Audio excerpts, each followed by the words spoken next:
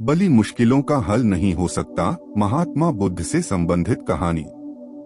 राजा अजातशत्रु का राज्य बहुत अच्छा चल रहा था, किंतु कहते हैं न कि समय हमेशा एक जैसा नहीं रहता। ऐसा ही अजातशत्रु के साथ हुआ। राजा कई मुश्किलों से घिर गए और उन मुश्किलों से बाहर नहीं निकल पा रहे थे। उन्होंने कई युक्तियां अपनाई, लेकिन असफल रहे। एक दिन उनकी मुलाकात एक तांत्रिक से हुई। राजा ने तांत्रिक को अपनी मुश्किलें बताईं। तांत्रिक ने राजा की बातों को ध्यान से सुना, फिर उसने एक उपाय बताया।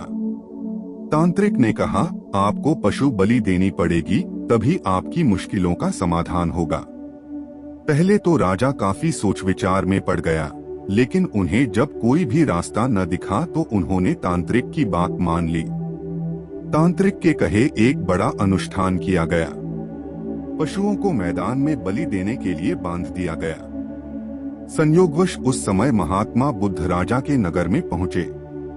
वे उसी स्थान से गुजर रहे थे जहां पर राजा ने अनुष्ठान कराया था। महात्मा बुद्ध ने जब देखा कि निर्दोष पशुओं की बलि दी जाने वाली है, तो वे राजा के पास गए और बोले, राजन, आप इन निर्दोष पशुओं को क्यों मारने जा रहे हैं?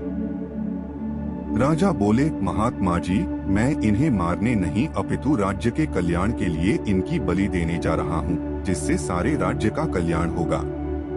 महात्मा बुद्ध बोले, क्या किसी निर्दोष जीव की बलि देने से किसी का भला भी हो सकता है?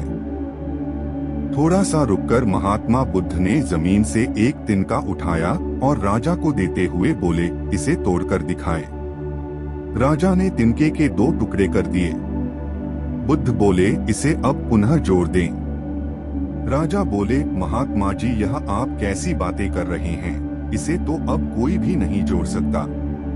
तब बुद्ध राजा को समझाते हुए बोले, राजन, जिस प्रकार इस तिनके के टूट जाने के बाद आप इसे नहीं जोड़ सकते, ठीक उसी प्रकार जब आप इन पशुओं की बलि देंगे तो यह निर्दोष जीव आपके कारण मृत्यु को प्राप्त होंगे और इन्हें आप दोबारा जिंदा नहीं कर सकते, बल्कि इनके मरने के बाद आपको जीव हत्या का दोष लगेगा और आपकी मुश्किलें कम होने के बजाय और भी कहीं अधिक बढ़ जाएंगी, क्योंकि किसी भी निर्दोष जीव को मारकर कोई भी व्यक्ति खुशी नहीं प्राप्त कर सकता। आपकी समस्या का हल निर्दोष जीवों को मारने से कैसे हो सकता है? आप राजा हैं, आपको सोच विचार कर निर्णय लेना चाहिए। अगर आप सच में अपनी मुश्किलों का हल चाहते हैं तो दिमाग से काम लीजिए, मुश्किलें तो आती जाती रहती हैं।